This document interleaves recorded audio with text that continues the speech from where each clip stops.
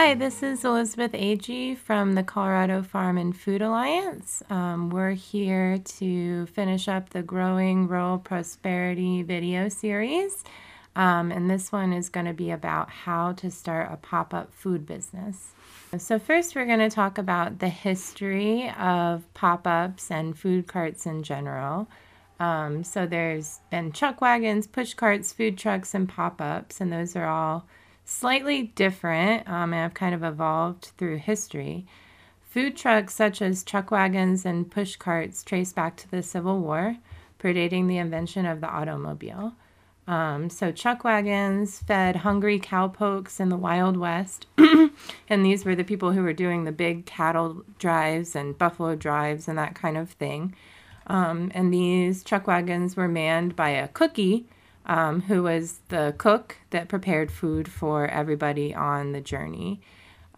Push carts served simple meals like meat pies, fruits, and sandwiches to workers in larger cities during the pre- and post-industrial revolution. In places like New York and Chicago, you would see them, like you still see the hot dog stands and that kind of thing in New York. So they've been around for a really long time. And then ice cream trucks were the first to take their mobile treats to the streets, and that was in the 1950s. Today, food trucks and pop-ups are a popular choice with folks because there is significantly less financial overhead in the business than a brick-and-mortar restaurant. There's more flexibility with people's schedules and lots of creative opportunities to test recipes and audiences. This is an example of a cookie that is a traditional like mess kitchen off the back of a covered wagon, and he's preparing food for cowboys. And then the one on the right is an example of a food cart like you would see in a city. Okay, next we're going to talk about the types of pop-ups in Delta County and beyond. So for types of pop-ups, there's a few. The food truck is one of the most well-known ones, and that's a mobile kitchen that typically utilizes a commercial kitchen space for food prep or has built out the truck to have a functioning kitchen for whatever type of food that they're preparing.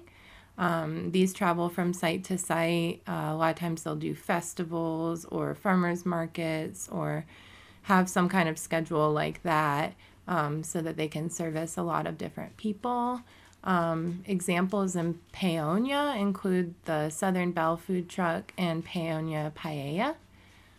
Hi, we're here with Lindsay Wynn with Southern Belle Biscuits. So Lindsay, can you tell us a little bit about why biscuits in Colorado and your story? Well, I moved to Colorado years ago. I'm from Southern Appalachian Mountains in Southern Virginia.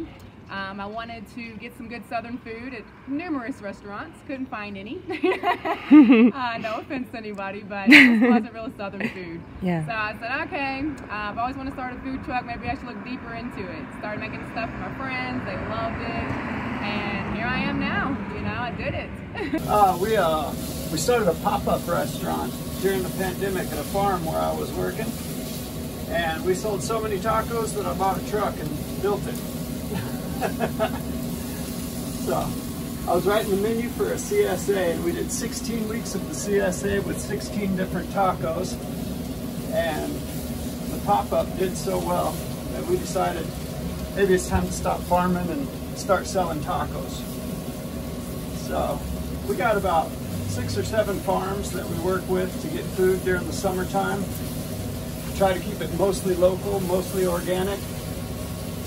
Different tacos during different seasons.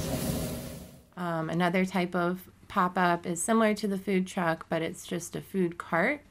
So this is a mobile push cart. Sometimes they have a bike attachment to them, and this is usually seen more in urban environments and the developing world, and like a lot in South America and stuff. They're really, really popular. But they occupy busy streets, business districts, that kind of thing, to provide easy and affordable lunch options or snacks. Sometimes people do fruit and that kind of thing. And then the commercial kitchen Some commercial kitchens like Adizia in Paonia allow pop-ups to serve their food out of the community space. Licensing and insurance and compliance with the owners is required. Examples of this include Gaijin Ramen, Mountain Oven, and Citizen Raw that all operate out of Adizia on particular days. We ran the bakery over in Crested Butte for 8 years, thereabout, and decided to shift our lives and the business over to the North Fork Valley for quite a few reasons. Largely, we wanted to get into the community of our producers. We were really drawn to the agricultural community here and wanted our own garden too. And once we got here, our dreams all of a sudden felt attainable because we had people that were interested in talking about what building a grain economy could look like. And when we were living in a place where the climate wasn't conducive to a lot of agricultural activity, we were limited in what we could access from our local producers. And then another option is to do it in an existing brick and mortar restaurant. Many restaurants don't offer food service for every meal and day of the week. So some restaurants will offer mobile chefs the option of renting the kitchen space for a regularly occurring pop-up event like Crunch Waffle. I've always liked waffles, and I was living in Los Angeles 6 months before the pandemic, and just by fate I ended up at a place in West Hollywood called Shaky Alibi, and they were advertising that they had the best waffle in America. And I was like, it's just a waffle, man. How can you say that? So I go there and, try it out, and I was so blown away. People have been really responsive and a lot of big fans. We have so many reoccurring customers. We started to get people from Montrose and Cedar Edge who will come. There are people that'll come here every weekend from Hotchkiss. And then it just blows me away to have people say, oh, I came here all the way from Montrose, and I'm like, okay. So most of our produce is local. We have quite a few farms that we work with individually, and they deliver produce 2 or 3 times a week so that we have it fresh. And that's really important to us, to work with the farmers and ranchers locally so that you're getting that farm to table experience, but also it's us supporting them and them supporting us. It's a community effort. Okay, now we're going to talk about some of the limitations and opportunities related to food pop-ups. So some of the opportunities are that it's an inexpensive way to get your name out there or establish yourself in a new area without a whole lot of risk. There's more flexibility in scheduling as opposed to a restaurant that's open 5 days a week. You can kind of choose when you're open and when really works for you. If that's a certain day of every week plus some events in the summer, or if it's 2 times a week or once a week in one town and once a week in another town or something like that, you have a lot more flexibility in how you choose to do that. A lot of people see it as kind of a test kitchen for a concept and new recipes before investing more into the business. And in general, it's just a low risk as opposed to opening a brick and mortar establishment, especially in a small town. And then some of the limitations are that, you have limits on number of guests that you can serve. Consistency, regular gigs are needed to make reliable income. So there's a little bit of finagling and figuring out what your schedule needs to look like to meet your needs. And then there's extra work, associated with staff cost and scaling, which is true of any business. Require a sustainability plan to support you during this low season as well. These are some more examples. The one on the left is more of a food truck, although it's a trailer. It's probably pulled by a truck of some kind. And then on the right, at the top there is another food truck option that's also a trailer. Some of them are trailers, some of them have the truck part built in, so you can just drive it, and some of them require towing. And then on the bottom there is an example of a pop-up of it. Now we're just going to go over some of the steps for starting a pop-up. First, you want to do a little bit of research and explore your potential locations and options. Figure out kind of what your concept is, what you're wanting to do, and that'll help you in your decision of which food truck cart to buy. You know, you want to think about what it is that you're cooking and then what you need for that. Do you need a flat top? Do you need steamers? Do you need a cool table to put like cut vegetables and that sort of thing? If you know what it is that you want to cook, then it'll be easier to find that right thing or to purchase the components to build that out. It'll also help you in like talking to commercial kitchens and letting them know what it is that you need access to. And then talk with local restaurant owners, explore local events and festivals.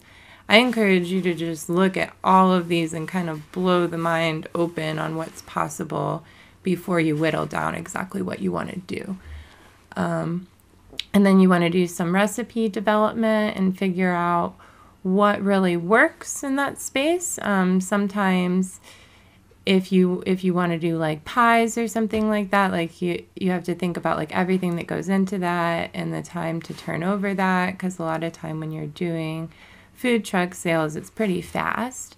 So if you can come up with a recipe that you can easily repeat over and over again, that's gonna work a lot better for your business model. And then you're going to want to look into licensing and paperwork. You would already have one, and then get your EIN verification for tax purposes. A certificate of good standing is required. Retail food establishment license, Colorado sales tax license, and a Serve Safe certification is required in most commercial kitchens, and just a good overview of how to handle food safely. So you also want to get insurance with a general liability policy that works with the commercial kitchen or the restaurant or any other space that you might want to use for production. Every single facility that you work with is going to have different specifications and needs for that, so just check with them first before you start looking at insurance options. Then you want to look at negotiating vending opportunities in your schedule for this season. After you are sure that you have everything set up to produce the food, you want to make sure that you're filling up your schedule so that you're doing events and like regular kind of pop-up happenings, so that people can know where to find you. And then you want to do your branding and create labels if there's like any kind of product that requires labels or packaging of any kind. Okay, and then here are some contacts and resources that we talked about. So there's the link to the Serve Safe course. You can do it online. I think that they offer it in Grand Junction as well, if you want to do it in person. And then for licensing, there is the Delta County Health Department that you would contact about that. And then the Colorado Secretary of State is who you would contact to get that certificate of good standing, and their website is there. And then there's some more resources, 5 essentials of starting a pop-up restaurant. And then there's the article that talks more about the history of food carts. Slide. Okay, and we just want to say thank you so much. Thank you to David for helping us with your videography skills and putting this workshop series together. Thank you to Colorado Farm and Food Alliance. And then thank you to all of our great pop-ups in the Valley. There's Matt Pinkard with Crunch Waffle, Lindsay Wynn with Southern Belle, Polly and Amber from Anarchy Taco, Joy and Justin from Simple Cafe, Dana and Chris from Mountain Oven and Adizia Kitchen. And also thank you to the Just Transition Fund for its support of our growing rural prosperity project and these videos.